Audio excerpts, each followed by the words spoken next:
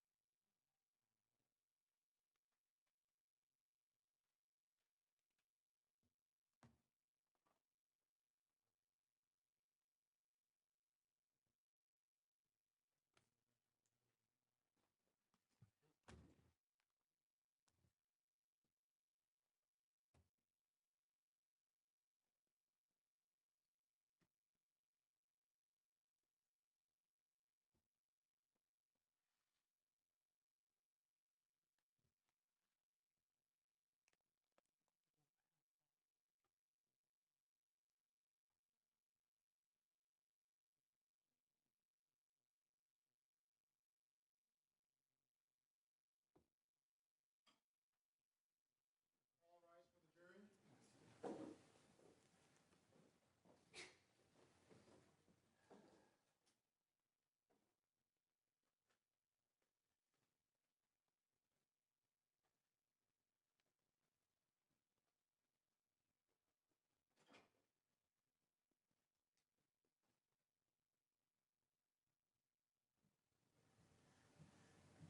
Thank you. Good morning. We'll go on the record in the matter of State of Utah versus Martin MacNeill. He is present with his counsel. The state's attorneys are present, and we are back in the presence of the jury. Ladies and gentlemen, the name of a potential witness was inadvertently left off the witness list that was in your jury questionnaire. You probably remember that lengthy list of witnesses. Do any of you know a woman named Roma Henry? She lived in American Fork in 2007 and worked at the Utah State Developmental Center. She's now retired and lives in Antimony, Utah. Do any of you know that individual, if you'll raise your hand? Okay, the record should reflect no jurors know that individual. You may call your first witness. Your Honor, the state calls Dr. Scott Van Wagener.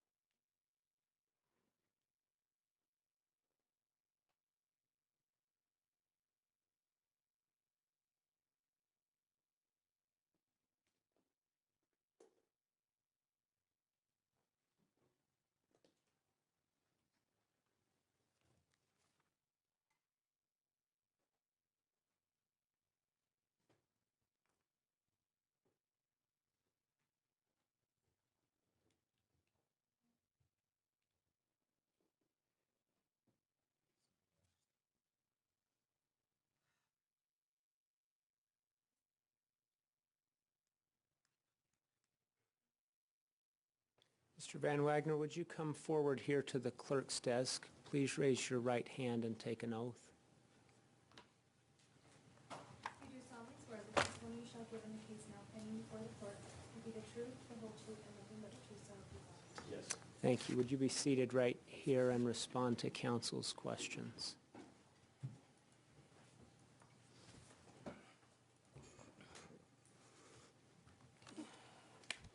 Good morning, sir. Good morning. Would you please state your name for the record and spell your last name? Sure. Leo Scott Van Wagener. Last name spelled capital V as in Victor A-N, capital W-A-G-O-N-E-R. And what city do you reside in? Alpine, Utah. Okay. And what is your profession? I'm an emergency medicine physician. So you are a doctor? I am. Okay. And how long have you been a physician? I've practiced emergency medicine for 15 years. Okay. I'm just going to ask you a few questions about your background. Can you describe to the jury just briefly your schooling? Certainly. I attended Kirksville College of Osteopathic Medicine in Missouri followed by an emergency medicine residency in Columbus, Ohio, at Doctors Hospital for 4 years. And then I did a sports medicine fellowship in San Jose, California. You mentioned osteopathic medicine. What is osteopathic medicine? There are two paths to practice medicine in the United States. One is a medical degree in MD, or the other opportunity is what's called a DO, or Doctor of Osteopathic Medicine. Training as a DO is very similar to a medical degree, but in addition we get training in manipulation, manual medicine, wellness, and the thought that the body has the ability to heal itself. Where is your current employment? American Fork Hospital.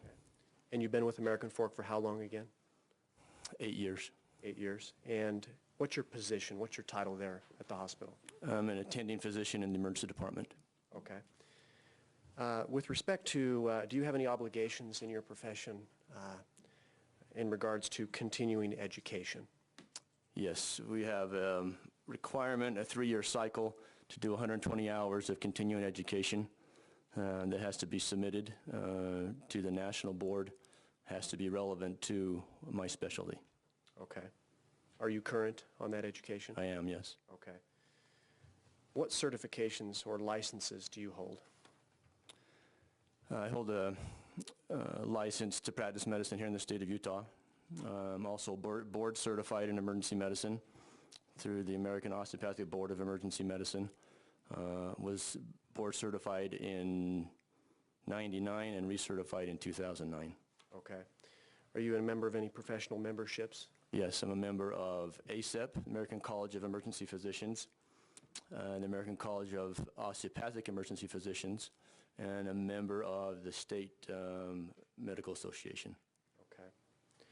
Prior to your experience at the American Fork Hospital where you currently work, did you have previous experiences in an ER setting, emergency room setting? Yes, I did. And what were those? During my fellowship, I worked at Santa Clara Valley Hospital, which is a level 1 trauma center in San Jose, California.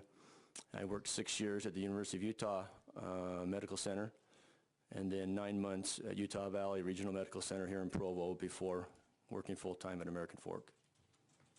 Okay. Thank you. Would you just briefly describe for the jury what your duties are at the hospital in the ER? My duties are to assess and evaluate anybody that presents to the emergency department for care. Through interview and evaluation, physical examination, make a determination whether or not they have an emergent condition, stabilize them, and make a decision as to whether or not that patient can be discharged to home. Do I need to get a specialist involved? Does that patient need to be admitted to the hospital?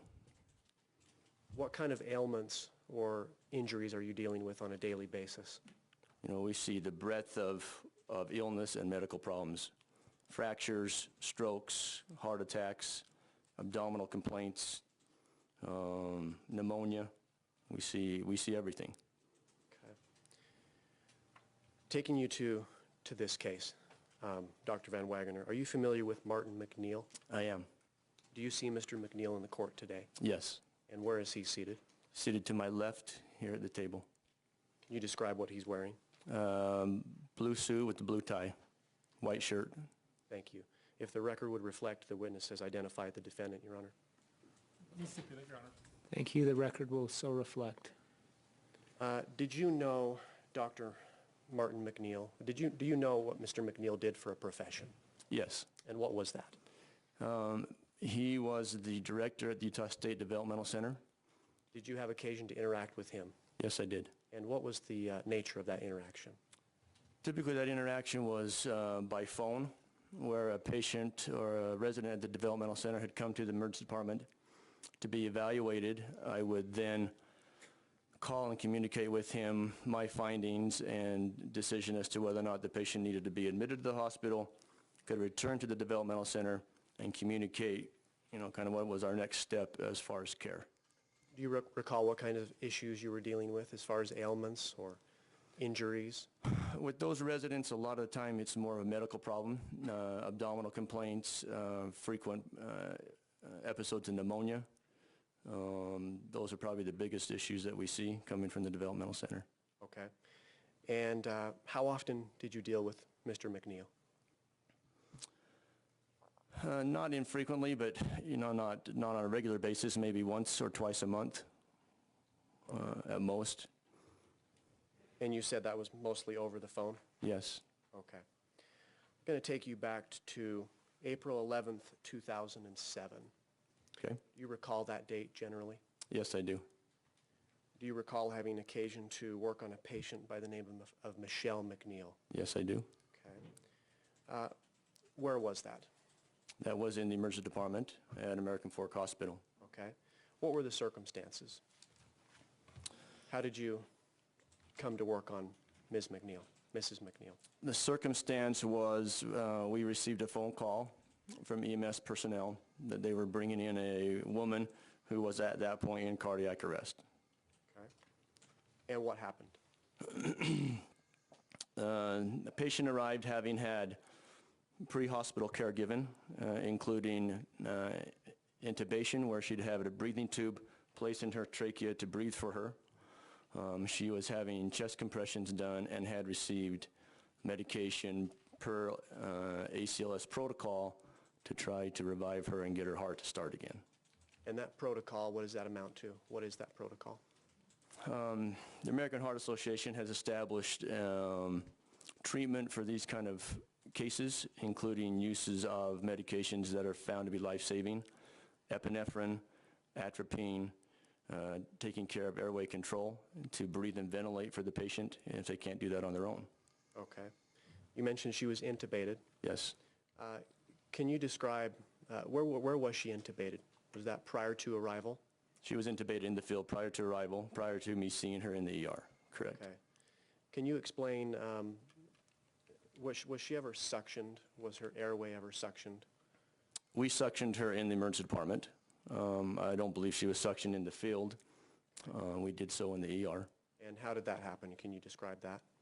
When a patient presents to the emergency department in this kind of condition, we have a team that's assembled, including respiratory therapy, and the respiratory therapist will often suction their airway through the endotracheal tube if they feel like we're having problems trying to ventilate the patient because of maybe fluid or blood or something in their airway. Okay. Are you familiar with the term code? I am. When someone is coding, Yes. what does that mean? A code is when somebody, it can happen for several reasons. If you hear a code in the hospital, it could be because somebody's had a heart event, they've had an unusual heart rhythm, maybe they've had a respiratory event, okay? For some reason, they are not doing well, and most likely it's a breathing or a heart issue. Okay. When Michelle MacNeill presented at the ER, what were her symptoms? What did you observe on her with respect to breathing, a pulse, skin color, temperature, things like that? At the time she arrived, and looking at my notes and reviewing for my testimony, she didn't have a pulse, she didn't have a blood pressure. She was being bagged, which means that we were using an artificial device to push oxygen into her lungs and ventilate her, and she's having chest compressions done. Okay. Did you observe her skin color, how she presented? Yes. How did she look? Discolored, particularly from the breasts up, kind of bruised, almost discolored that way, bluish tone. Okay. There were signs of her recent plastic surgery that she had done with her face and bruising that I think was appropriate for the surgical procedure. She also is noted to have what's called lividity, where she had pooling of blood in her buttock and back. Let's talk a little bit about that. So lividity, you said it's the pooling of blood. Can you describe again what lividity is and how it occurs in the body? Lividity occurs over time in a deceased patient. It can occur as early as about 30 minutes after the heart has stopped, and occurs when blood moves in relation to or as a result of gravitation to a dependent portion. So if someone is lying on their back, lividity will form on the buttocks or back or maybe on the backs of the legs. It looks like bruising, bluish tone. And that can form as early as 30 minutes Can following death? start about 30 minutes after the heart has stopped. Do you have any experience with respect to the timing of that in your profession? Is 30 minutes routine, or is it? I can't answer that for sure, but I do know it can start at about 30 minutes. I don't see it that often Okay, in patients that come in that condition. okay. And you observed some lividity on Michelle? Yes, I did. And where again was that? That was on her back and buttocks. And what does that indicate to you with respect to body position?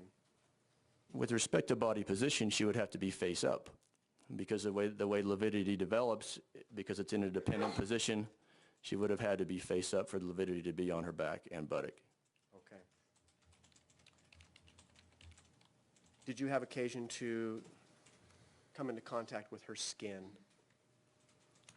And if so, did you notice what the temperature was or how it felt? I don't recall if I checked her temperature by touch. No, I don't. Okay. When she presented, was she alive? I think she was dead at the time she arrived at our door. And what tells you that? Several things. The length of time that we've tried to do a resuscitation, I don't know exact timing as to how long she was being treated by EMS, but a relatively young woman, age of 50, you would think we'd be able to get some kind of cardiac activity back based upon the efforts given. Between drugs, chest compressions, ventilation, you would think that we would have some kind of cardiac activity when she arrived at the ER. Therefore, you did not see any cardiac activity? None. Okay. Do you recall at what time she arrived at the ER? Do you have that in your notes? 12:25 12:25 p.m. p.m., so just after the noon hour? Yes. Okay. When you were working on her, can you describe what the staff is doing and what you're doing? So again, our response as a team, okay, which includes nursing staff, tech staff, myself, respiratory therapy, all working to try to revive and resuscitate this patient. Everything else in the ER now is secondary because all of our attention is to this patient, okay? Everybody has essentially assignments. Typically, the ER techs will be doing chest compressions. I'm involved with ordering medications and drugs. The pharmacist will often be there helping us administer those medications and monitoring what's going on with the patient. Okay. With respect to medications, are you aware of what medications were administered to Michelle by you or your staff? Yes. And what were those? Epinephrine, bicarbonate, sodium bicarbonate, and calcium. Calcium. And what's the purpose of calcium? Calcium can be used in these situations for several reasons. One, it can be used in a setting of hyperkalemia or elevated potassium. Sometimes I will, kind of as a last-ditch effort, give calcium to help with contractility, allowing or helping, hopefully, the heart to beat and beat more effectively. Did that have any effect? No. What about the sodium? I believe you said sodium bicarbonate? Sodium bicarbonate, yes. Bicarbonate. That is given to help restore the what's called acid-base balance. In somebody who is in cardiac arrest, you develop what's called an acidosis because the heart's not pumping, blood's not being distributed to the body, and the normal metabolic processes that occur in the body fail. And the more acidotic you are, the less likely that you're going to be able to survive and the less likely that you can revive a patient. Sodium bicarbonate was given in the field. I gave it in the ER to try to get that acid base back to a balance point. What effect, if anything, did that have on Michelle with respect to life-saving efforts? That had no effect. No effect. And then finally, the epinephrine. What's that given for? Epinephrine is adrenaline, okay? And we use that to, one, try to help increase heart rate, but also increase the ability of the heart to pump, okay, strength to contraction. It's the same process in your body when you're scared. It's the fight or flight drug. So you think about being scared and running away, it's going to increase your heart rate, increase your ability to pump more effectively. The other thing that epinephrine does is that it dilates or opens up coronary vessels, the blood vessels that take blood to the heart itself. Okay. And the effect, if any, on Michelle that day? That had no effect. No effect, okay.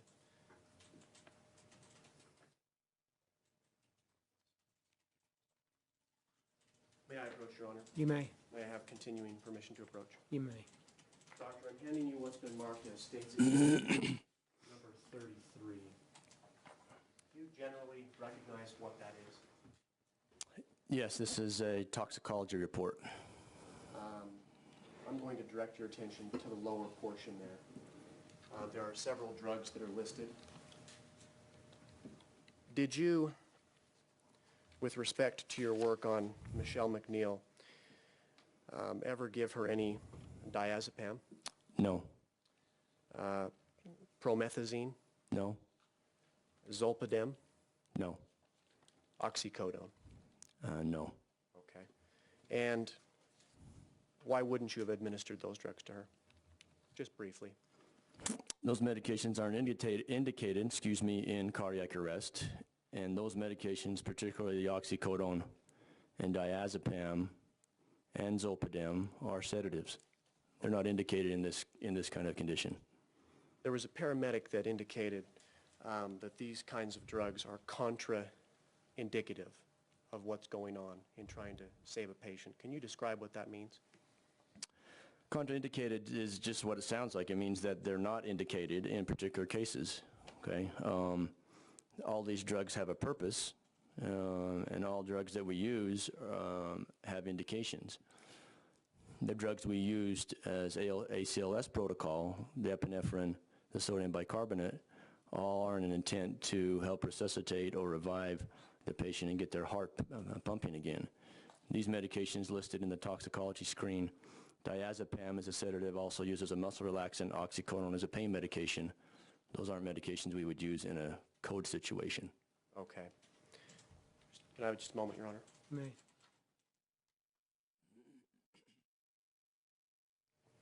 Your Honor, the state offers State's Exhibit 33. Any objection? No, no objection. 33 is received. Thank you.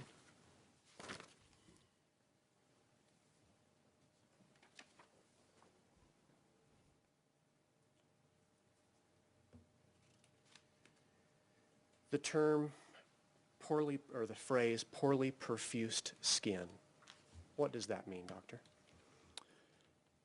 Poorly perfused skin, one of the things you can look at as far as perfusion is what's called capillary refill. So if you were to squeeze your fingernail on your index finger, your nail goes white, it blanches, and then it returns back to normal pink color, typically in under 3 seconds. That shows you have good perfusion. If you were to push on somebody's skin or on their fingernail bed and it's longer than 3 seconds, 5 or 6 seconds, that means they have poor perfusion, that there's not adequate blood, or the blood flow to their skin and their nail beds is not very good. Okay, thank you. Do you have occasion to perform CPR in your employment? Yes, How frequent do you do that? 2 or 3 times a month. Have you been trained extensively in the subject? Yes. Can you tell us how to properly perform CPR? How does that happen? CPR, the way we perform it now, is a little different than 5 or 6 years ago. The acronym ABC used to be used, standing for airway, breathing, and circulation.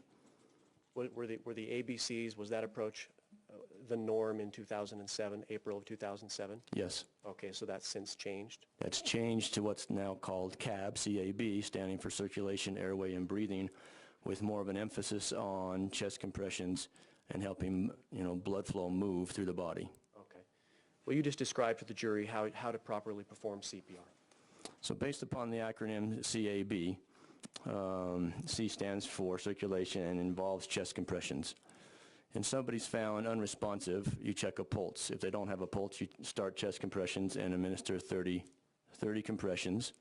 If there's somebody else available, you send that other person for help to try to get professional assistance and then make a 911 call and get EMS there.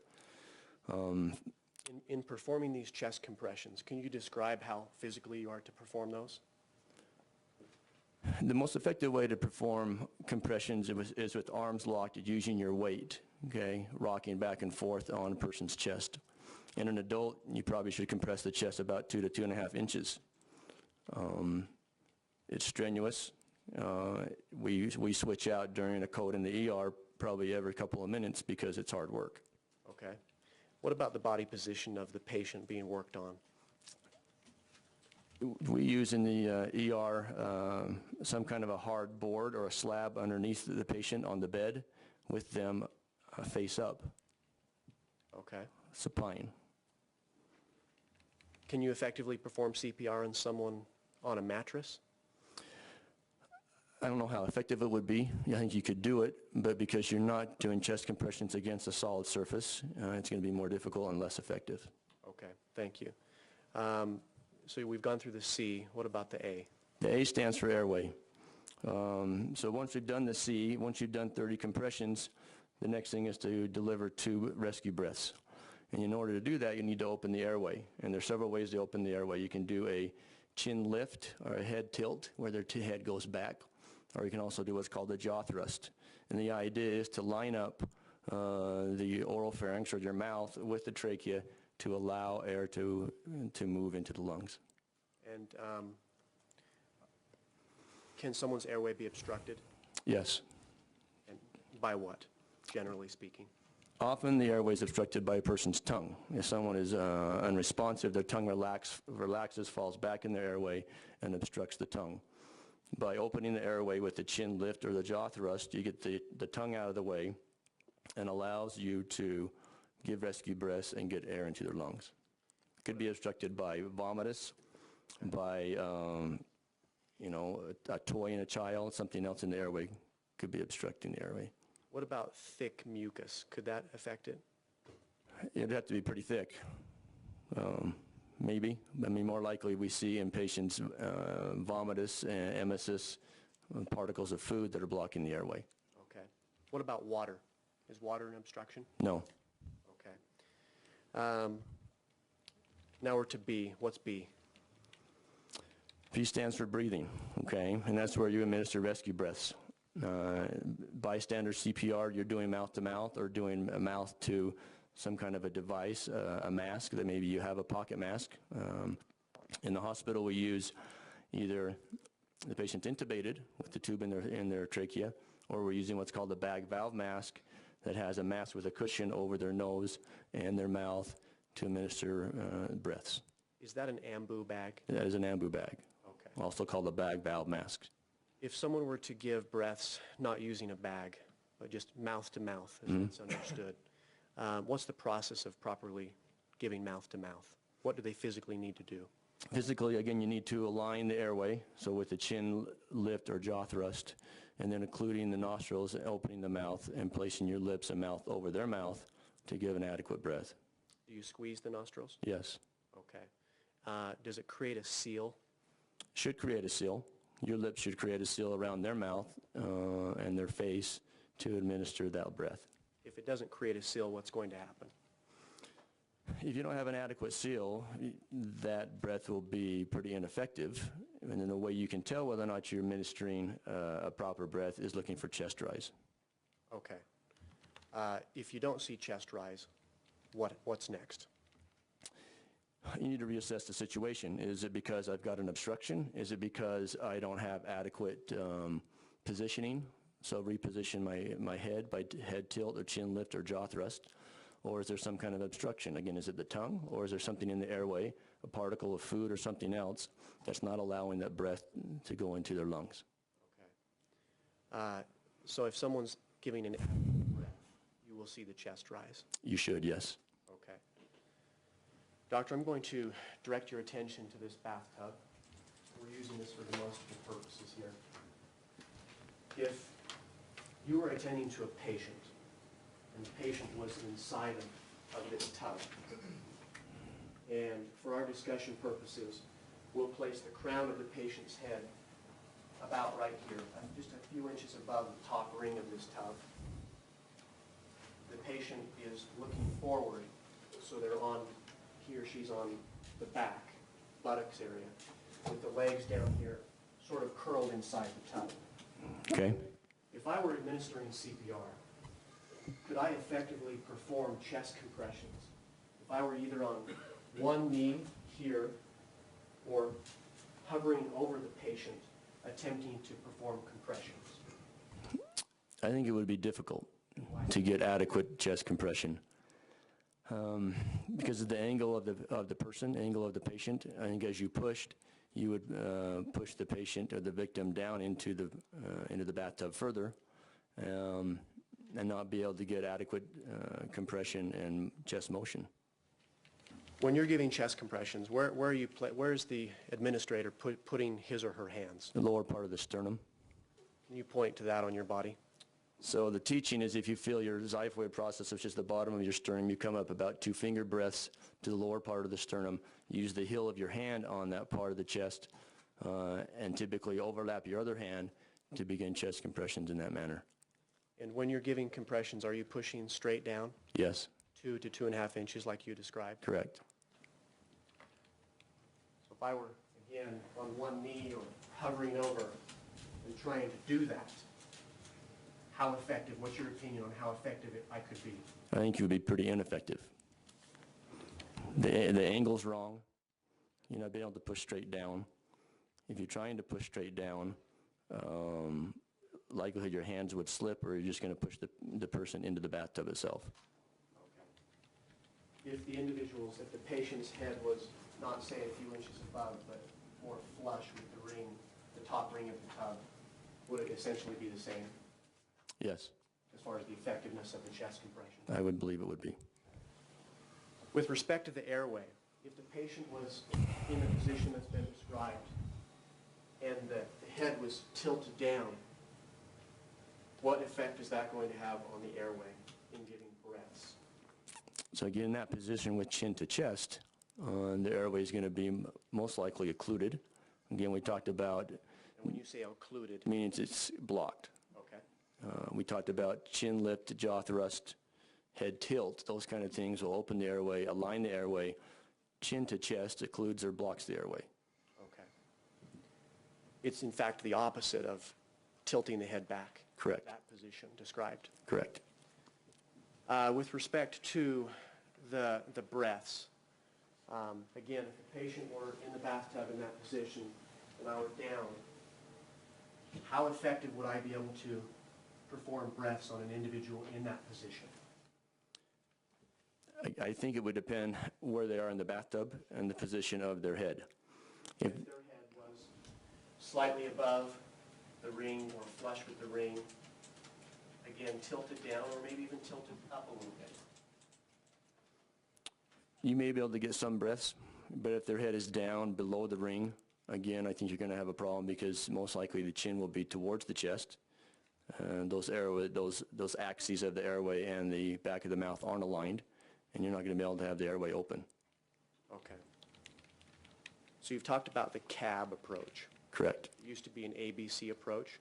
Would you just briefly describe what the ABC approach is and why the change? So the ABC approach, again, is the same letters, just in different order. A stands for airway, B is breathing, and C is compression. I think because of what we've learned about cardiac arrest, where most of these are because of a dysrhythmia or a heart rhythm problem, that compressions was moved to the forefront. The thought that if we can keep blood moving throughout the body until we get professional help there, or somebody shows up with what's called an AED, an automated external defibrillator, and can deliver an electrical shock, that's probably more important at this point than opening the airway and breathing. That's how it is most of the time. Okay. Considering this approach to CPR, as it applies to potential drowning victims, how do you treat a drowning victim? Drowning victims are different in that the reason that their heart has stopped is because of what's called hypoxia. Hypoxia is where you have a low oxygen state in the blood, and because of that, the heart doesn't do well, and eventually will stop. The approach to a drowning victim is different in that the most important thing we can do is try to ventilate them, breathe for them, and get oxygen to them. The thought is, and even recommended by the American Heart Association, is that in a drowning victim, the most important thing to do would be to administer breaths first, 5 breaths initially, before we start doing other things as far as airway, as far as airway and chest compressions. So ventilation is paramount in a drowning victim. Okay. It's also true that chest compressions will administer oxygen to the body as well, correct? Through the blood? Yes, and that's the intent, is to keep blood flow moving to try to keep oxygen going to vital organs. Okay. Were you trained in CPR in medical school? Yes. Are all doctors trained in proper administration of CPR? I would think they are, correct. In your experience, how common is it for doctors to know how to properly administer CPR? I think it's one of the basic tools, the basic expertise that a doctor has is to be able to administer CPR. And depending on your training, you also have to every 3 or 4 years recertify in ACLS to be able to continue that certification process and to be able to work in most of the hospitals. Okay. Thank you, doctor. I take you back to this case, April 11th, 2007, in American Fork at the ER. Did you form a working diagnosis with respect to Michelle MacNeill, what was happening to her? Yes. And what was that? First on my list as far as working diagnosis is that of what's called a pulmonary embolus. And what is that? Pulmonary embolus is where a blood clot has gone to your lungs and causes problems not only with oxygenation, ventilation, but also can cause problems with your heart. And how does a pulmonary embolus come about? Pulmonary embolus can occur for several reasons. Typically it comes from somewhere else in your body, like your legs or maybe your pelvis.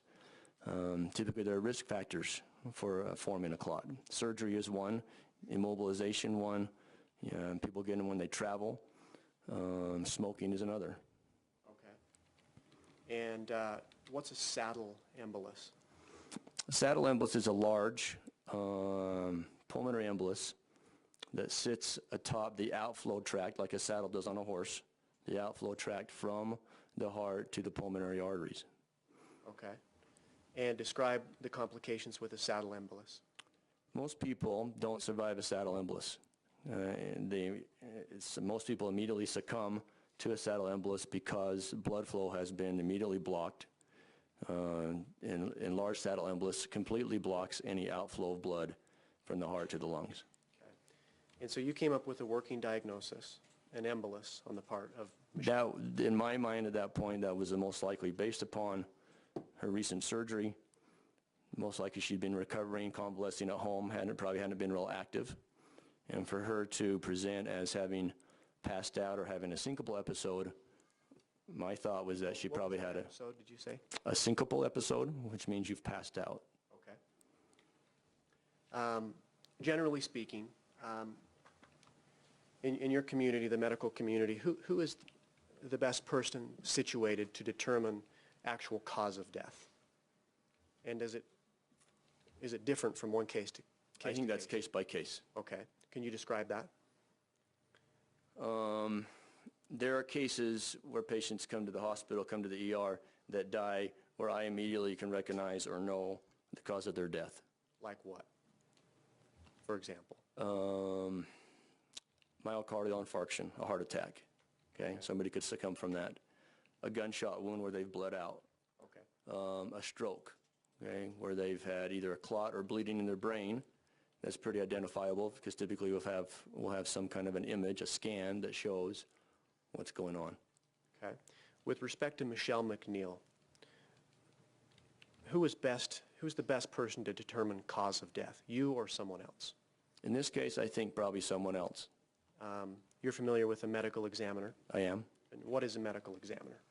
Medical examiner is a specialist who will do an autopsy or a post-mortem exam to try to determine cause of death. Okay. And who would be the best person in this case of Michelle MacNeill to determine her cause of death? I think in this case the medical examiner would be, because we didn't have a chance to do any real diagnostic test to try to decide her cause of death. Did you contact the Utah State Medical Examiner or their office in this matter? I did. And do you recall who it was that you contacted? Sheriff Spencer Cannon. Do you know what his relationship was to the medical examiner's office? I don't know. I've contacted him several times. I don't know if he's one of the officers who's on call to help assist with medical examination and transport of patients when that occurs. Okay. Can you describe why you contacted him in this case? I felt this case was unusual, and a lot of times we'll contact the medical examiner because of that, where we don't have a certain cause of death, and in an unusual death in someone that we wouldn't expect to die. Why was this death unusual, in your opinion? Michelle was young, age 50, relatively healthy, presents in cardiac arrest with no known, in my understanding, no known heart history, and for her to die in that way without a certain cause, it becomes a medical examiner's case. Okay.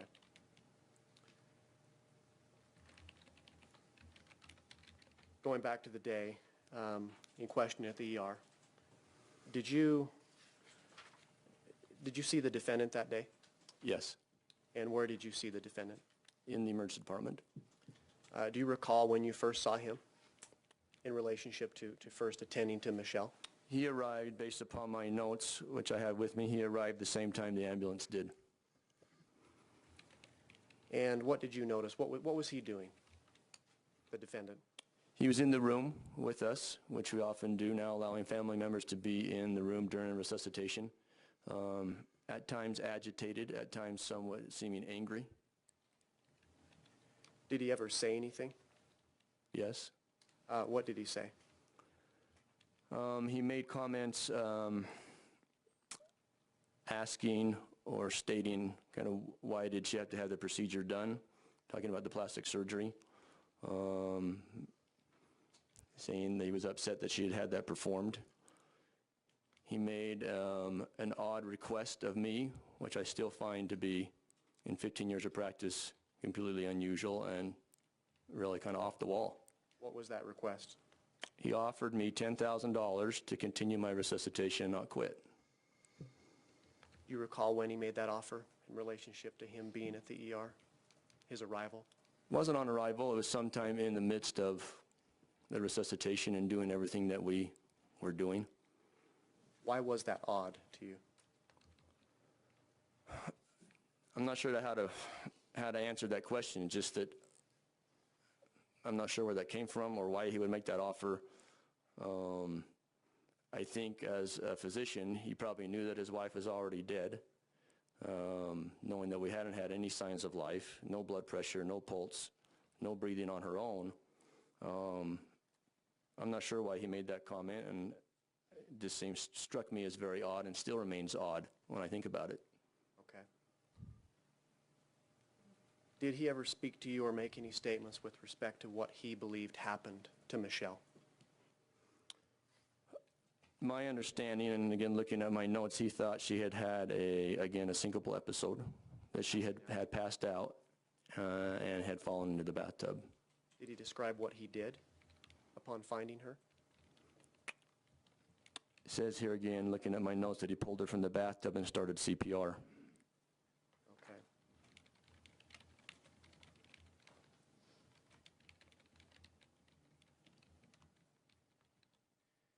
Okay. Do you try and collect history from someone who would know about the patient? Yes. And what's the purpose of that? Part of the history is to determine the length of time that maybe somebody's been sick, what symptoms they've had. In the case of maybe somebody who's having pain, where the pain is, what the pain's like. Help me try to, in my mind, as I go from history to physical exam, develop what's called a differential diagnosis, or a list of things that may be causing those symptoms. Okay. Did you collect any history from the defendant with respect to Michelle MacNeill? Yes. What was that? I asked about the recent cosmetic surgery, the plastic surgery she had done, how long he had been away from Michelle. I hadn't seen her. What did he say with respect to that? It says here an hour and a half to 2 hours that he had not seen her. Okay.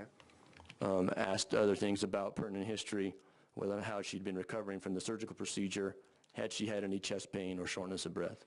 What were his responses to those questions? None of that. So she seemed to be recovering well from the surgery, hadn't had any shortness of breath, and not had any chest pain.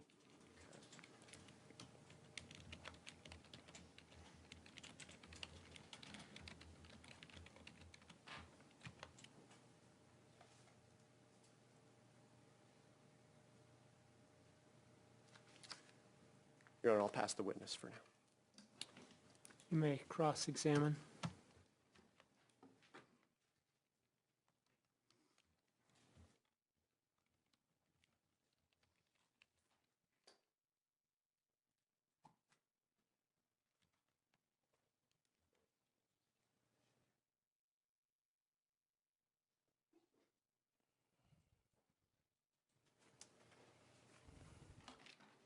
Good morning. Good morning. You've indicated you've referred to your report Yes, sir. to refresh your memory, Uh-huh, I have. and you've had a couple opportunities to talk about the events on April 11th of 2007, correct? Correct. And one of those was at a preliminary hearing that we did about a year ago, Yes, and then another occasion was on August 3rd of 2009 when you met with investigators Whitney and Robinson. correct. I want to talk to you first about your experience with CPR. You've indicated that it would be very difficult to effectively perform CPR if somebody was in a tub, correct? Yes, If you could not effectively perform, if you could not lift somebody out of a tub to perform CPR on a flat surface effectively, would it not be reasonable to do the best you can with the circumstances you have?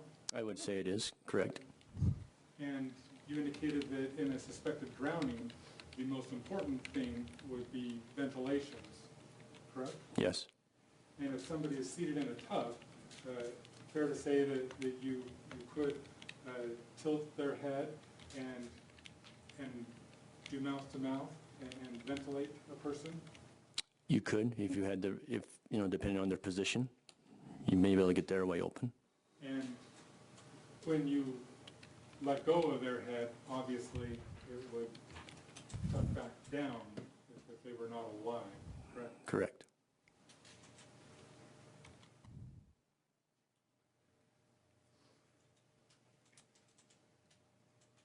You indicated that all physicians are trained in CPR in medical school and at other times during your practice.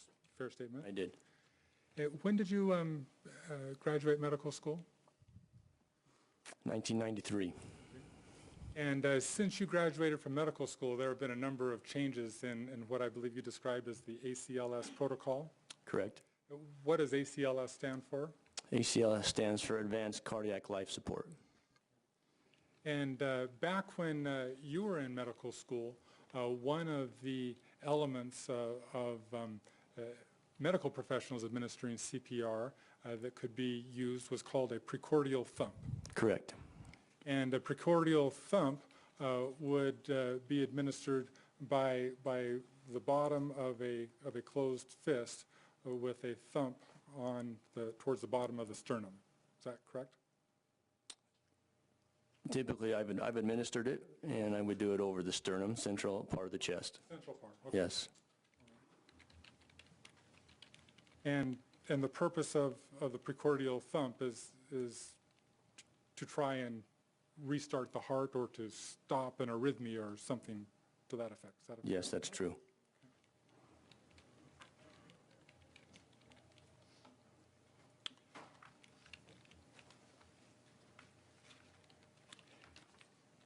You indicated that obviously you're familiar with the ambu bag and I am. using that. And an ambu bag has the ability to administer a much stronger pressure of air than is ideal in CPR, correct? It can. And a person using an ambu bag, if they do it in a way that it has a stronger air pressure, that could result in filling up the stomach even with air, correct? And that's one of the side effects or risks of using an ambu bag without airway protection like an endotracheal tube. Right. And so, and as far as an endotracheal tube goes, a police officer wouldn't be qualified to insert an endotracheal tube. No. That would have to be done by a trained paramedic. Correct. And in this case, I believe you testified that she was intubated with an endotracheal tube before Michelle arrived at the hospital. That is correct. But prior to that intubation, her airway would be described as an unprotected airway. Correct. And so use of an ambu bag could result in filling up the stomach with air, which then could lead to vomiting. It can, yes.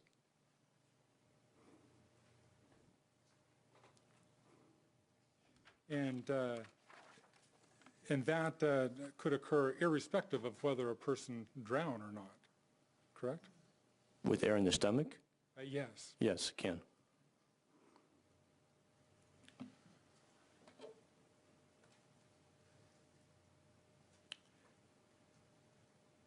When we talked at the preliminary hearing, you indicated that you don't have any specific recollection of when you noticed lividity on Michelle's body. Is that correct? I don't recall my testimony.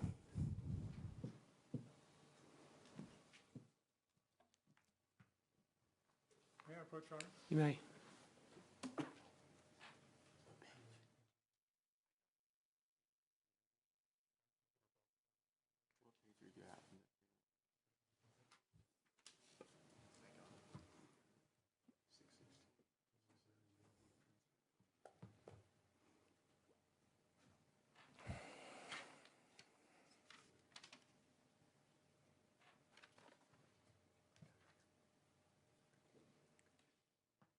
So if you turn to page 633.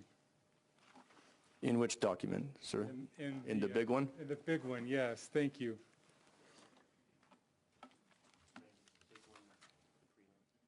Prelim. 633. Yes.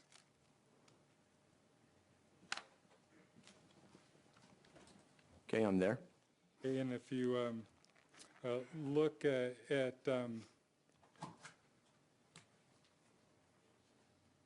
lines 11 and 12, actually I guess 12 and 13, I asked you, and you don't have any recollection of when you noticed lividity, do you? And what was your answer?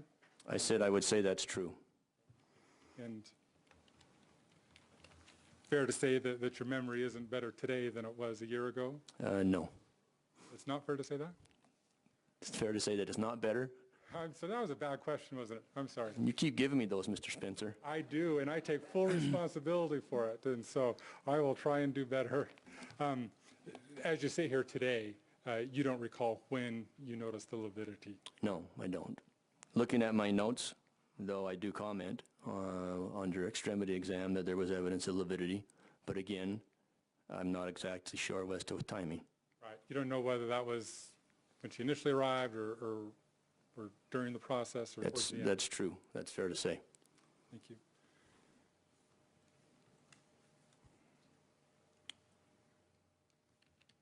Soon after Michelle arrived, you noticed what you termed in your report as cyanosis, correct? Correct. And that's a bluish discoloration from the breast up? That is correct. And that is oftentimes a symptom of a saddle embolus, which was your working diagnosis. It can be an indication of not only saddle embolus, but also a large pulmonary embolus or some other kind of obstruction that's not allowing ventilation and oxygenation, particularly to vital organs, the lungs, and the heart. And I've not seen that. I've seen that before, not in this case by itself. Okay. And because of your working diagnosis of an embolus of some sort, you administered a medication called TPA. Yes. And that is a clot buster type medication? It is, yes. And you administered initially a bolus of TPA Correct? and then started a drip in the IV. Yes. And the purpose of that would be to break up any clot that may have been obstructing. Again, based upon my working diagnosis, kind of as a last-ditch effort, giving her any chance of survival, I chose to administer TPA. And so you indicated in your testimony with Mr. Grunander that you believed that Michelle was dead when she arrived at the hospital, Yes, I did. meaning that her heart had stopped and she wasn't breathing on her own either, correct? That's correct. But you didn't consider her in a state that there was absolutely no hope of reviving her, correct? That's correct. You know, sometimes patients, particularly like this, that present, again, fairly young, without apparent cause for their condition, without real history of significant medical problems, I felt it was appropriate to continue our efforts and give her every opportunity, or give ourselves as well every ability to maybe revive and resuscitate her. And you continued to endeavor to do that for about 38 minutes. Correct. And in addition to administering the the TPA, you also attempted to start a central line. Is that correct? Part of the challenge we had was IV access, and so I attempted to do a central line in her femoral vein, and unfortunately we were unsuccessful. She did have an IV when she arrived at the emergency room, correct? I don't know if she had an IV. I know she had an IO, an intraosseous line that we administer medication through. Yes, and you administered that towards the end of your resuscitation efforts, correct? I don't recall when that was put in.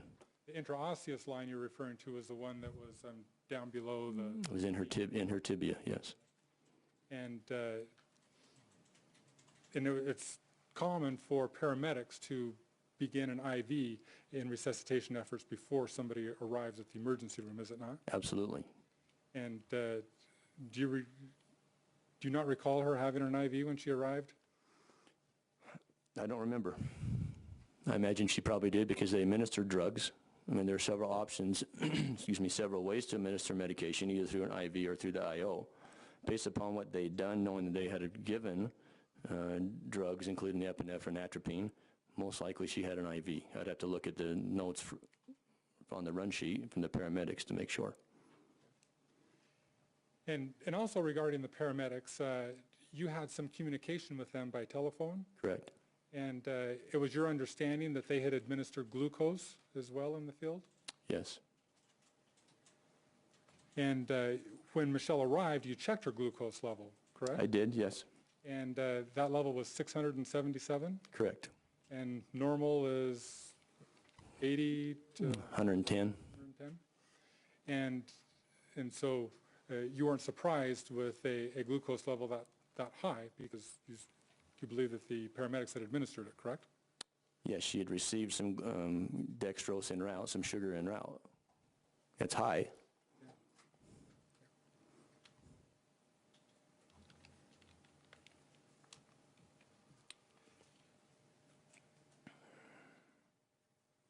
In your testimony today, you indicated that when you looked at Michelle's body, you observed the cyanosis and you described it kind of as bruising, but you didn't actually see any bruising as if it were from trauma. No, I use the word bruising because of the color. Cyanosis is similar in that it looks like bruising because of the bluish discoloration. It was not bruising. It was cyanosis. And the only signs of trauma that you noticed on Michelle's body were the incisions from the recent plastic surgery, correct? That's correct. And you described those incisions as gaping open, correct? I don't know if I used the word gaping. My notes here say that they were broken open and split open. I did not use the word gaping. And you've indicated in the past that they were that you were surprised that 8 days post-surgery that there wouldn't be more evidence of healing. I did.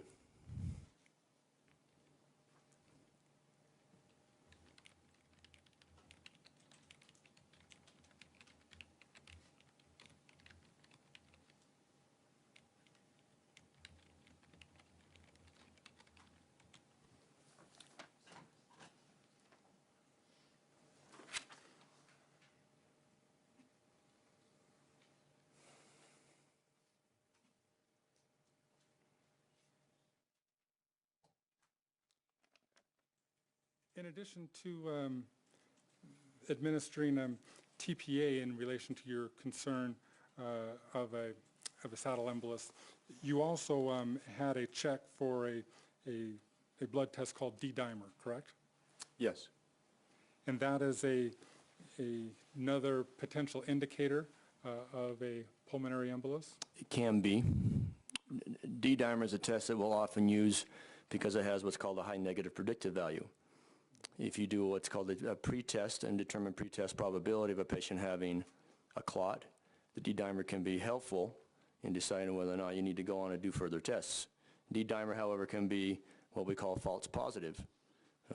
Having surgery can make the D-dimer falsely elevated. Being in the hospital and immobilized can make the D-dimer falsely elevated.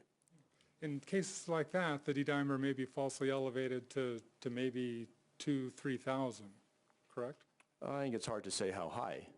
You know, who knows? Looking at my notes, I indicated that we were going to draw blood so the medical examiner would have access to it, and that included a D-dimer. Michelle's D-dimer was actually greater than 20,000, correct? I never saw the results.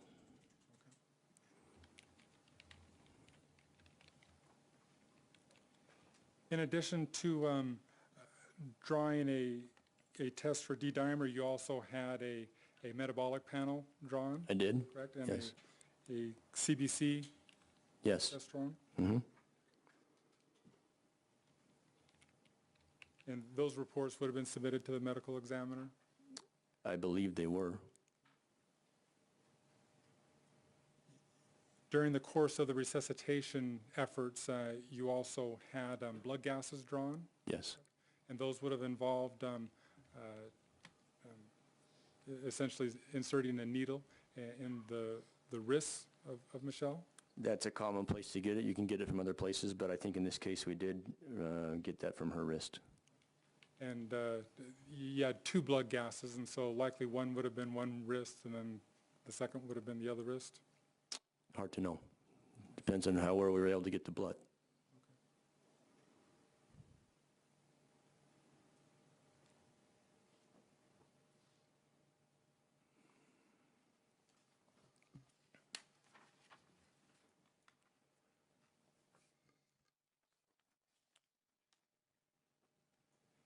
You recall in your interview in August of 2009 describing Martin as odd and eccentric?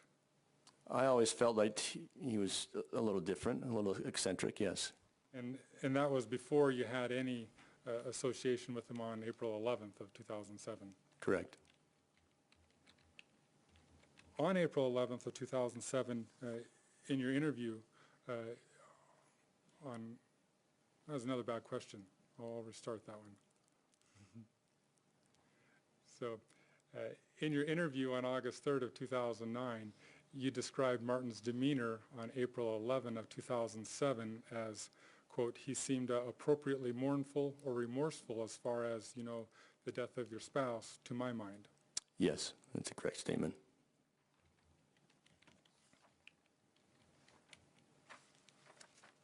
Also in your interview, you indicated to the investigators that you did not notice anything unusual about Michelle's body, correct? That's correct, yes.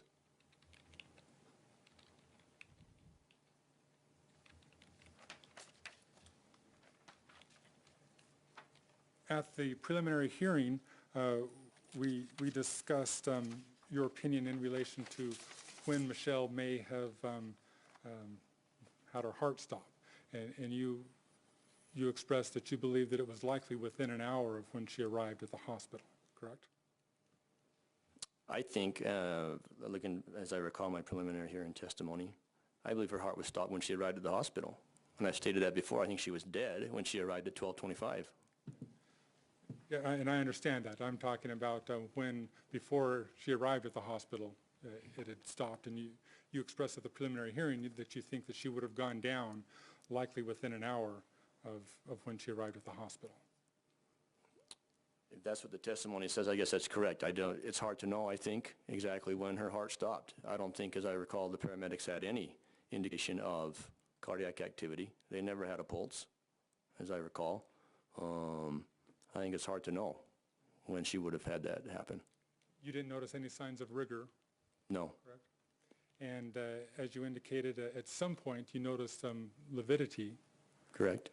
That could have begun within a half hour of when her heart stopped. Yes.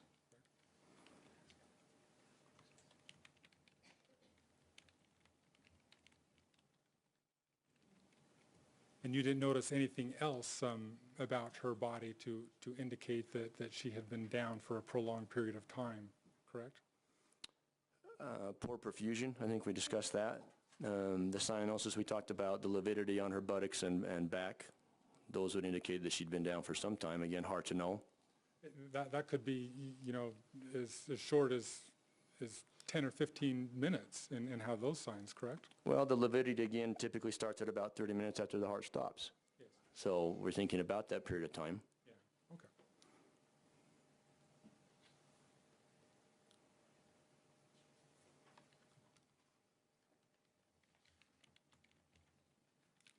You also had a chest x-ray done during the course of the resuscitation efforts, correct? I did, yes. And that chest x-ray didn't show any sign of infiltrates in her lungs, correct?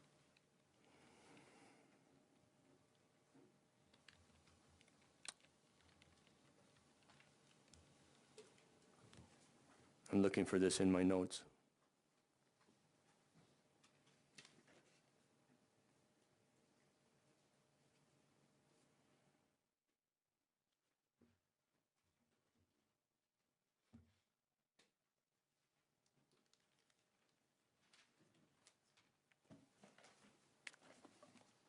I don't recall. I did the chest x-ray partly to check for endotracheal tube positioning, and I don't recall the read by the radiologist as far as any other findings.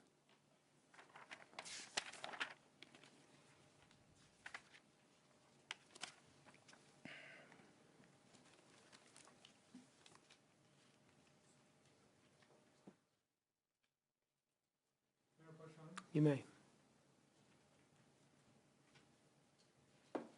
Does that appear to be the radiologist report? Yes, it is. And was there any indication of any infiltrates in the lungs? No, there's no indication.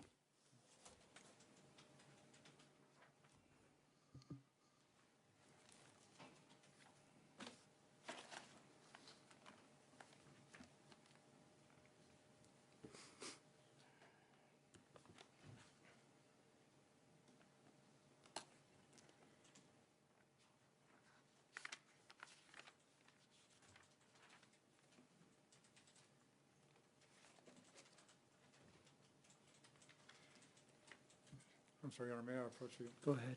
Yeah. We talked earlier about the intraosseous line, Okay? correct? Yes. And you didn't recall when that occurred? Does this refresh your recollection as to when you started the intraosseous line? Yes, it does. When did you start that? It says 1250. And so prior to the intraosseous line, fair to say that the medications would have been given through an IV? Yes, it says we have IV access and that those meds were administered, those medications were administered through the IV.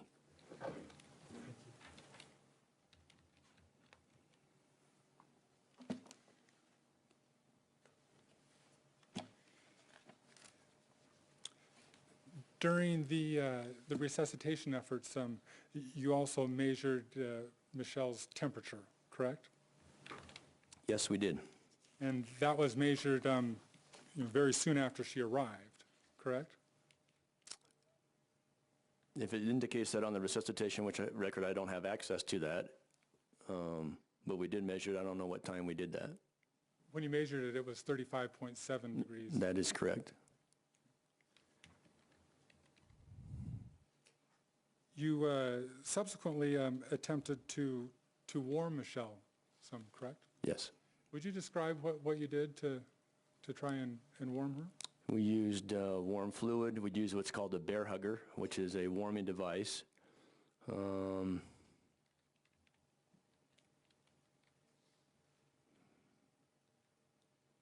That's probably about what we did there for the warming attempt. And how does the warm fluid work? My thought at that point, if you look at literature and consider what happens when somebody drowns in very cold water, I didn't know how long she'd been in the bathtub, how cold the water was, and again, as a kind of last-ditch effort to give her any effort, or any attempt, or any chance of surviving this event, I thought maybe if she's cold, that we need to warm her. The medications that we use don't work well. Her heart wouldn't work well if she was cold. 35.7 isn't that cold, but in an attempt, again, to give her any chance of survival, that was my thought. And so that warming fluid, would you put that into the IV? Yes. And that would be dripping? That would be an IV bag hooked to the line to administer warm fluid, yes.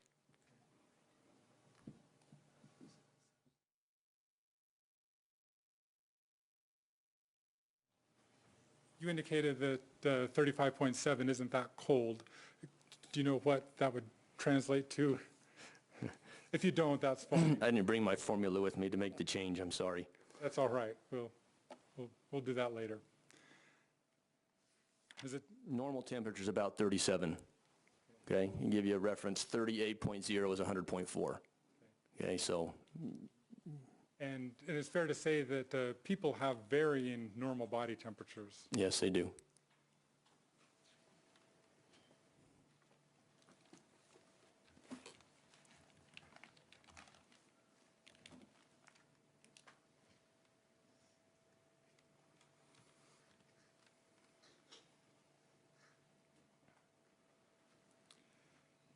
On April 11th, you didn't suspect drowning based upon what you observed, correct?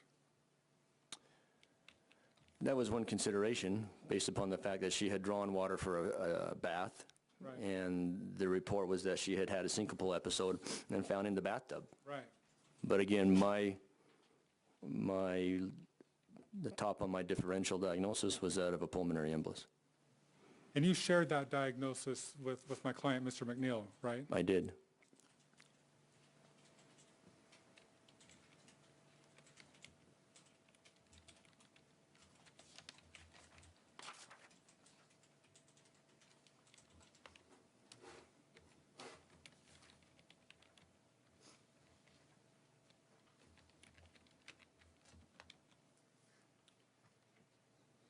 You're familiar with the concept of metabolization, correct?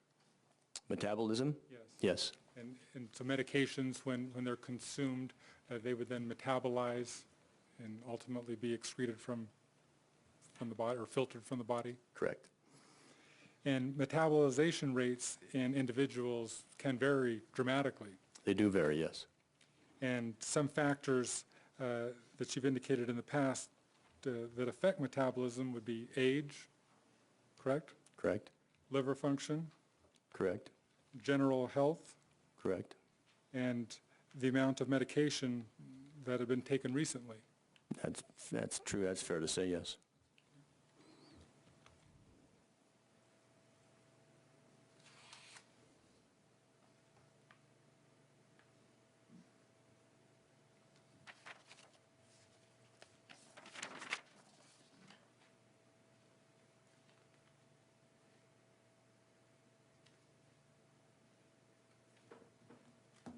Have just one moment, Your Honor. You may.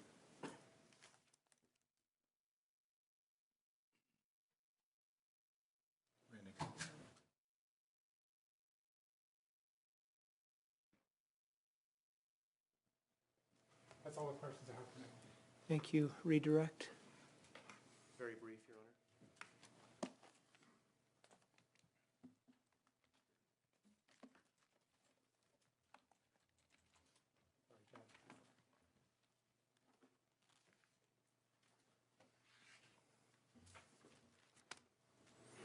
Doctor, with respect to body temperature on a patient who is deceased, when someone dies, their body temperature drops, correct? Correct.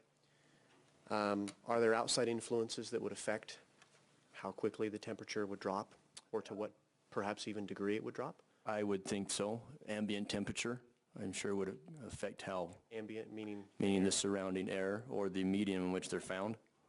What about a warm body of water? I would think a warm body of water would tend to maintain a body temperature at some degree and not allow it to fall maybe as quickly as they would if they were out of a warm body of water. Okay. You mentioned in the cross-examination from Mr. Spencer that the only trauma you observed on Michelle that day were, if trauma is even a fair word, but the incisions due to the plastic surgery on her face and hairline and so forth. Yes, I believe what I saw was on her face, particularly with her eyelids, her eyebrows. You didn't see any trauma to the back of her head, No, her back, her shoulders? not that I recall. Okay. Did you observe any trauma to her if she had fallen into the tub? No, This way, or she would have cracked her skull or hit her back, shoulders or arms of some sort? no. Thank you. Nothing further, Judge.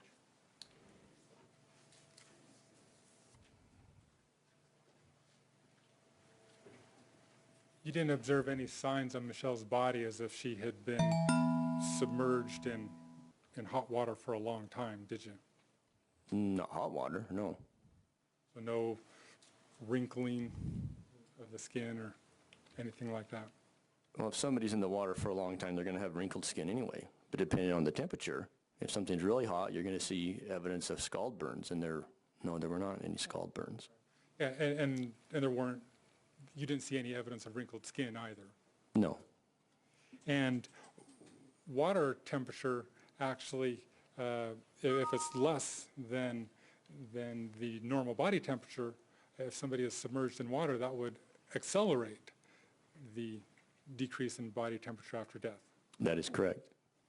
And if somebody is in water and then they are removed and their body is still obviously wet and is exposed to the air, that would create an evaporative effect, which would also accelerate a decrease in body temperature. That's probably true. Thank you. Nothing further, Judge. May he be released from his trial subpoena? Jurors may have questions first off. They may. What's your feeling about? We'd like to keep Dr. Van Wagner under Okay. subpoena. Do you have questions for Dr. Van Wagner? Anyone? Doesn't look like it. You'll remain under your trial subpoena. If you're needed back, you'll receive notice. You may step down today. Thank you. Thank you very much. Next witness. Your Honor, the state calls Stephanie Hansen.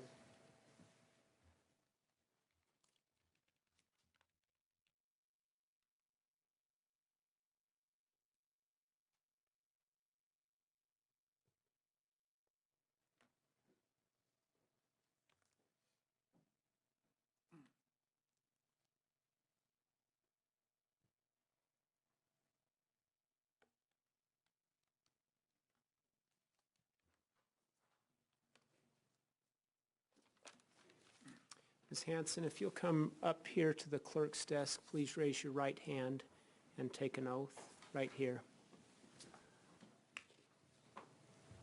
You do solemnly swear the testimony you shall give in the case now pending before the court will be the truth, the whole truth, and nothing but the truth. Thank you. Please be seated right here and respond to counsel's questions.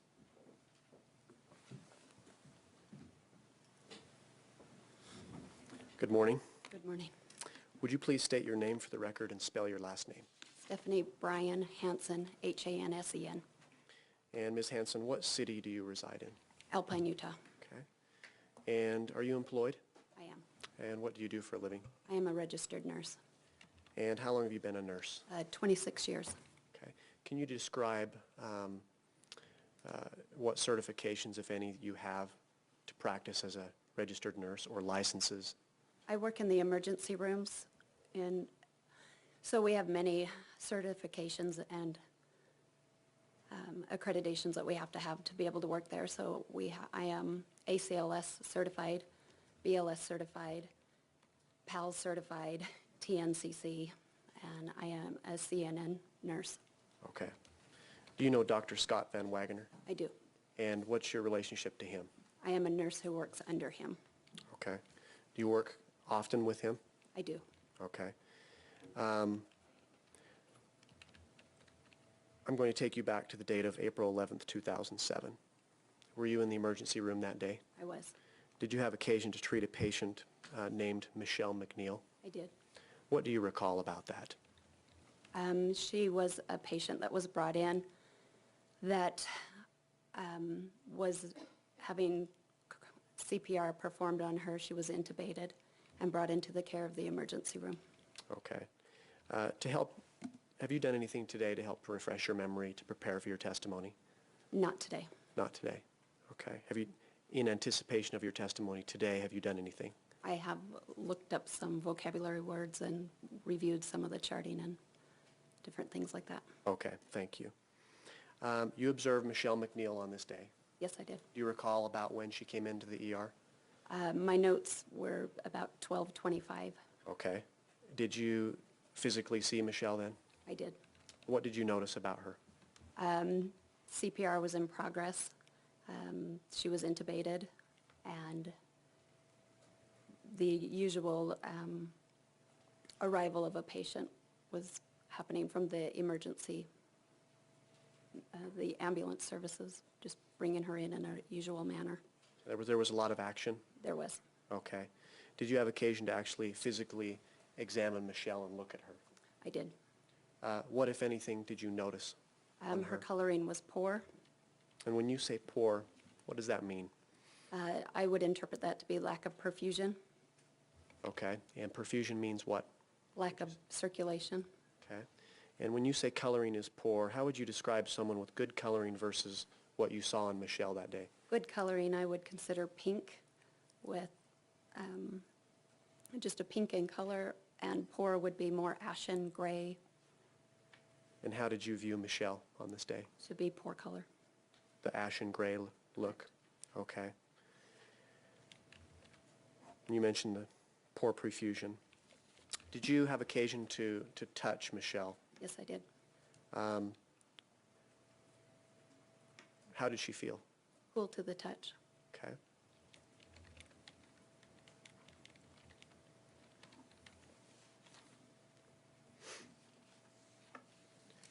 Are you familiar with Martin MacNeill? I have heard of him. Okay. Have you ever seen him before? That day in the emergency room, I saw him. Okay. Do you see him in the court today? Yes, I do. And where is he seated? He is to the front table. You recall what the color of his tie is? Or do you see the color of his tie? It's What he's- blue. Excuse me. Your Honor, if the record would reflect the identification of the defendant. Stipulate, Your Honor. It will reflect that. Go ahead. You mentioned that you saw Martin MacNeill on April 11th, 2007? Correct. And where did you see him? He was in the emergency room. Do you recall when you saw him in relationship to the arrival of Michelle? I'm not sure specifically, but it was very short after, if not at the same time. Okay. What was he doing? He arrived and came into the room. He was upset, agitated. And when you say upset and agitated, can you describe what he was doing that led you to believe that? He looked very worried. He had some sharp movements, fairly verbal. Okay. And when you say verbal, what was he saying? I can't recall exactly what he was saying. Some of the comments I do recall is he was upset his wife had this surgery. Why did she do this? I told her not to do this. Was he insistent in that? He repeated that a few times. And what was the part that he repeated a few times? Just, I told her not to do this. Why did she do this? Okay. No more questions, Your Honor. Do you have cross? Good morning. Morning. I'm Randy Spencer. Do you recall having an interview with investigators Robinson and Whitney in this case. And you talked about Michelle's coloring during that interview as well. Yes. Correct. And you indicated during that interview that that coloring like that could occur as soon as 15 minutes since the person arrived, correct? Correct.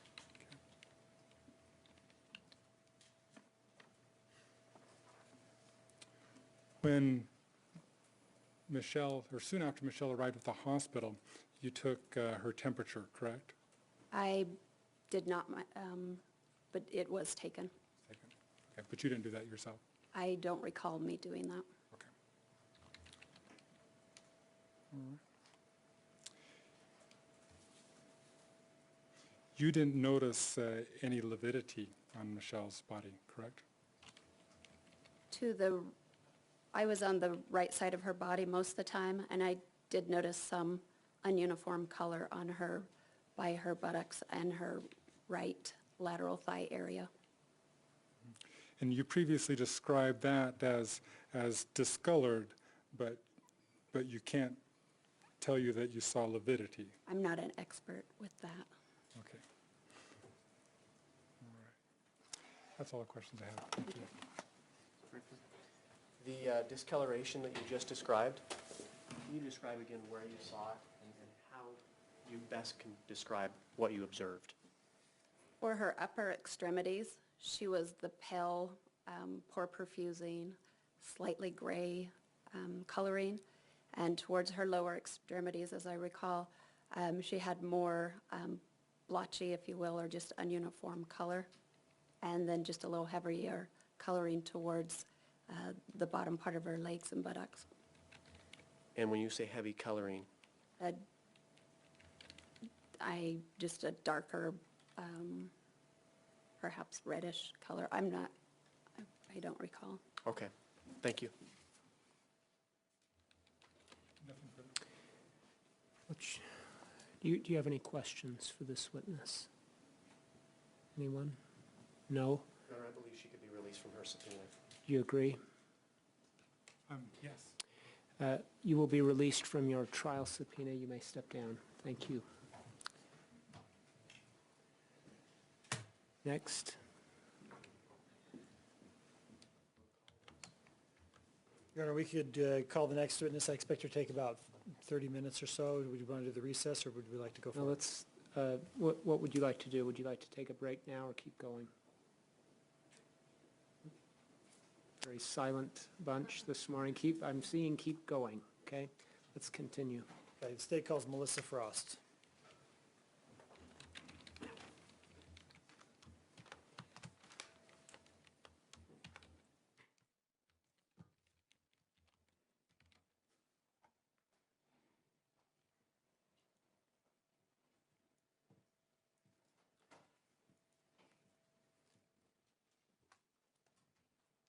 If you'd like to stand and stretch, you feel free to do that.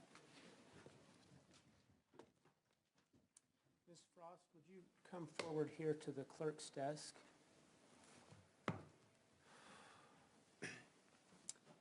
Thank you. Please stand here, raise your right hand, and take an oath. Do you solemnly swear the testimony you shall give in the case now coming before the court will be the truth, the whole truth, and nothing but the truth, so help you God? Thank you. If you'll be seated here.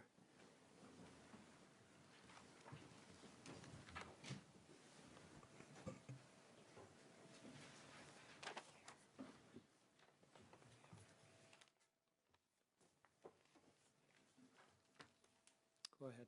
Thank you. Good morning, Ms. Frost. How are you? Fine, thank you. Will you state your name and spell it for the record, please?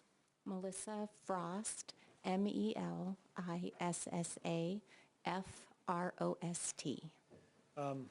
What city do you live in? Harriman. Okay. And what's your occupation? I'm currently the Executive Director of Human Resources. Generally, what do you do for your profession? Generally, I'm in charge of making sure we're compliant with federal law and we're doing everything that we need to. Okay. And that's in workplace safety settings? Yes, I'm also responsible for workplace safety. Okay. What type of training do you have, education, for this job?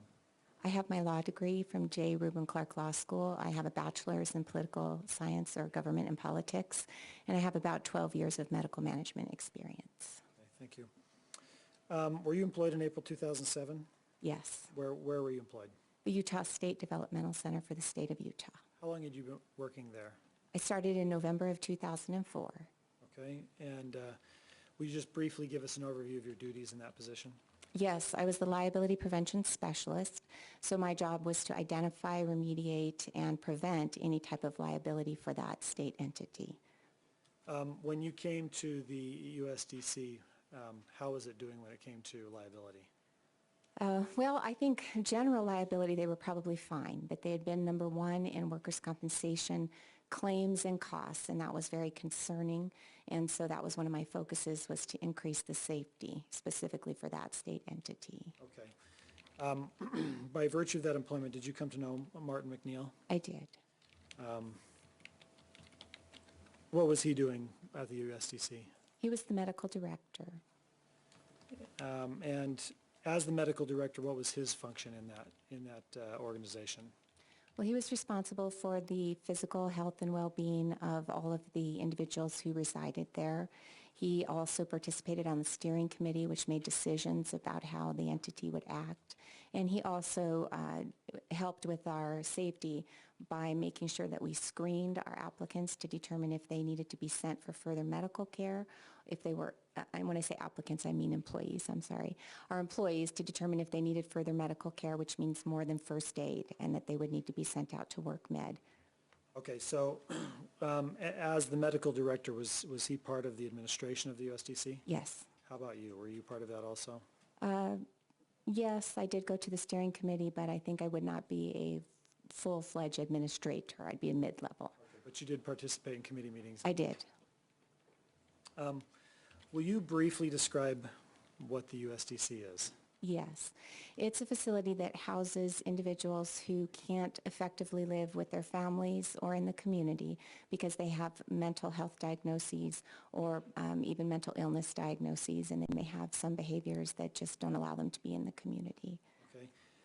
Will you briefly describe the campus and its facilities? Yes, it's a pretty large campus. There are multiple buildings, individual buildings where each of the individuals will reside. There's a restaurant area, there's a work area, there's a workshop area, a maintenance, there's administration building with medical services attached to that. There's also the education building, which is the Heather building where I worked. There's a farm area. It's a fairly large campus. Where is it located? In American Fork.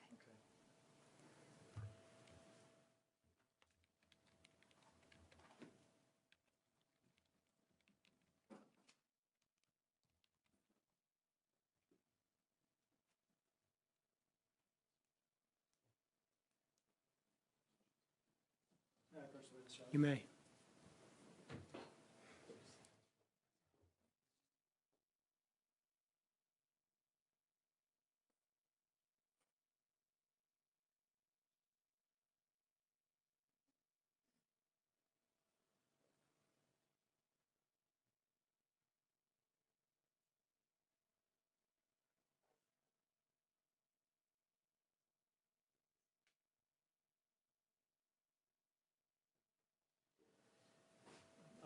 I'm sorry, Matt. Yeah, go ahead. Okay, Ms. Frost, I'm showing you a large photograph that's been marked States Exhibit number 34. Will you take a minute and look at that and see if you recognize what it is?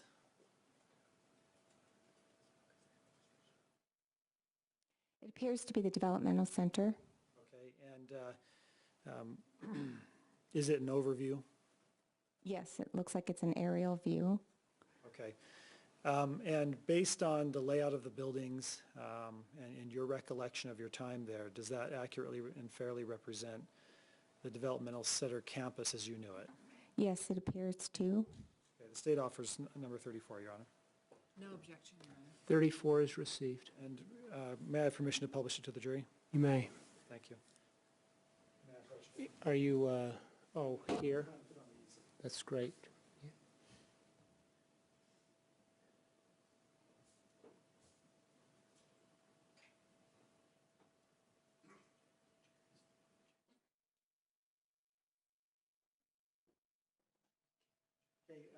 And Your Honor, may I have the witness step down for a minute? Go ahead, if you'd step down and respond to questions. Ms. Ross, will you mark with that pen? I'm sorry, it's been received. I'm sorry. So, do you have any objection to it being marked? It's, okay.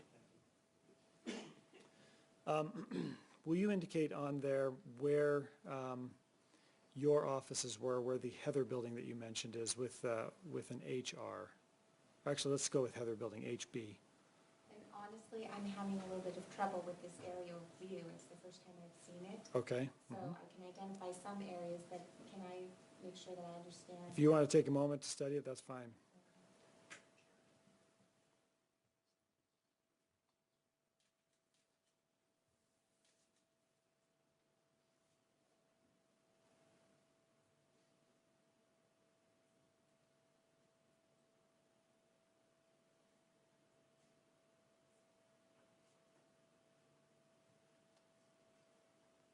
Okay, I think I now have. You have this yourself right. oriented? I apologize, but. No, that's all I right. haven't seen this before. It's my fault for springing it on you.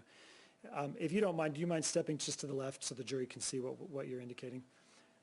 Would you be able to indicate by writing the letters HB on the Heather building where you worked or nearby it? Well, I believe this is the administration building with the large parking lot. Okay, And so I believe this would be our building right here. okay, will you go ahead and mark that as HB then? And will you put an X in that HB building in the approximate area where your office was? Will you put a circle where the conference room was? And then will you put an AB on the administration building?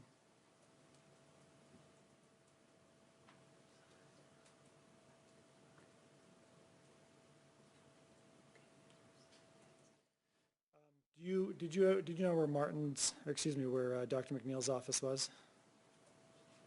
Am I allowed to talk or just mark? No, please, just, first of all, do you know where the office was? Yes, I do. Okay, will you mark an M where that was? Via medical services behind the administration building. Okay. Back to the Heather building, would you mark on there where the main entrances to that building were?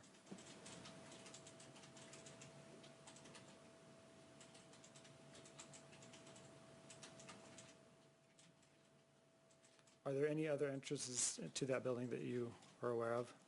Yes, there's an emergency exit here, and there's a door that is kept locked here in the kitchen. Okay. Thank you. Let me go ahead and have a seat.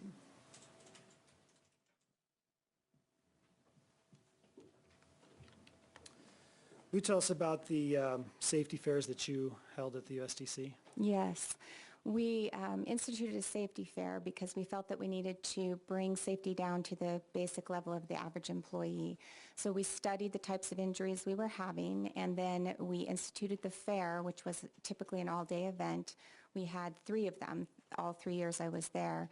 And we would have tables going around the room in the conference room of the Heather building, and each table would represent a different kind of activity that might be unsafe. And the conference room in the Heather building where you had these safety fairs, is that the circle that you marked on that, on Yes. Exhibit 34? How were these booths that you mentioned, how were they managed? Typically, we had someone from that area. For example, if it was bloodborne pathogens, we had a nurse, our infection control nurse, who would man that table. Workers' Compensation Fund came and manned their table with information about benefits through workers' comp. We had PEHP come and talk about general overall health and wellness. We had medical services there so they could talk about the services they provide and be sure that employees understood the protocol about where to go if they were injured and when to complete their reports. We had numerous booths. We had some that were every year and then some that would change.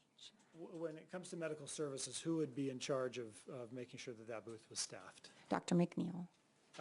You mentioned that there were 3 safety fairs in those 3 years that you were there. Yes. This is an annual event. Yes.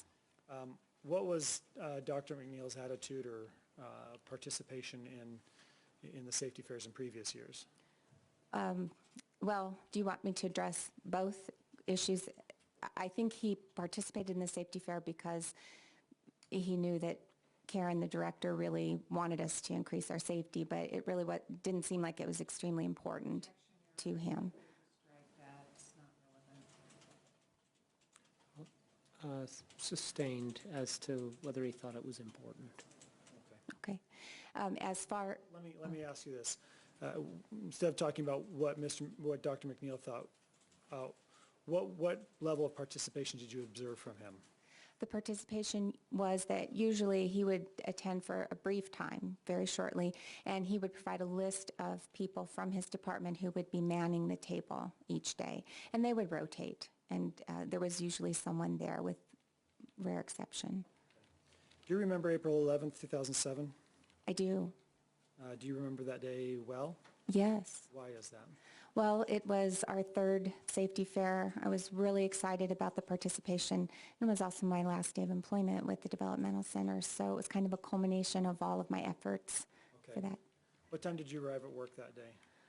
Before 6 o'clock in the morning. We started at 6, so I think even before 5, it was very early. Okay, and what time did you leave? 2 a.m. the next morning.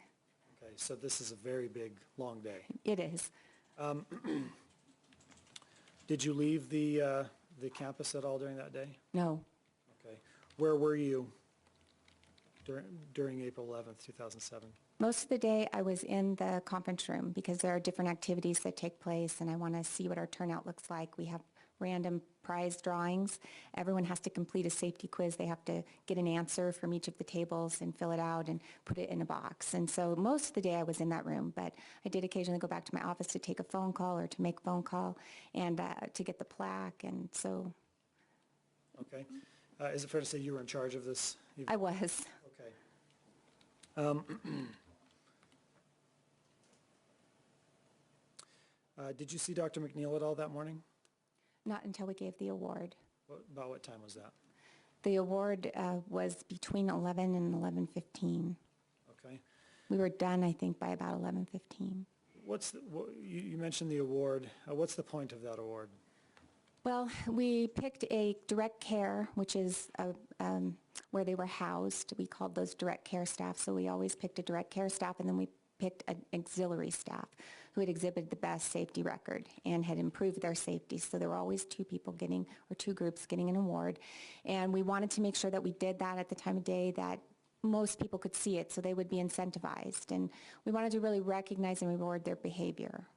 Okay, I was going to ask why you wanted to do that when most people could see that. Because if you get recognized, there wasn't a lot of positives, and so that was a really important positive, and I think that that really helped people want to be safe because there was importance tied to it. What time did you have the award ceremony set up so that most people could see it? 11:45. This year, in 2007, who is receiving awards? It was Dr. MacNeill's department, and I believe Willow Creek was the other department. Willow Creek, is that one of the? Direct care. Okay.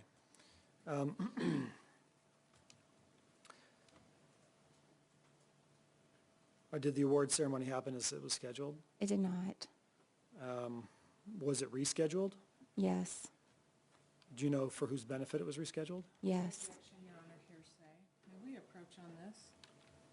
Yes.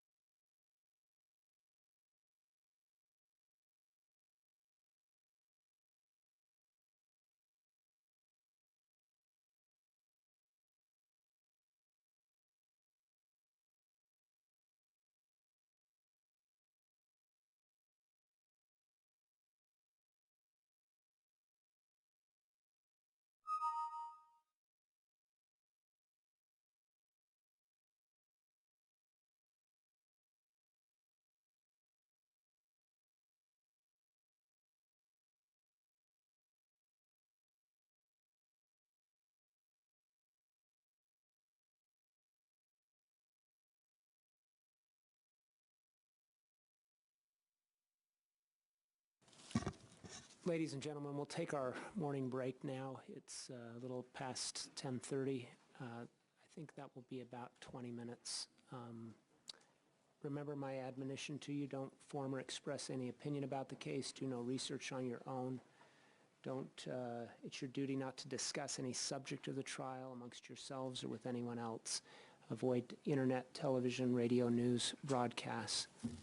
Court's in recess.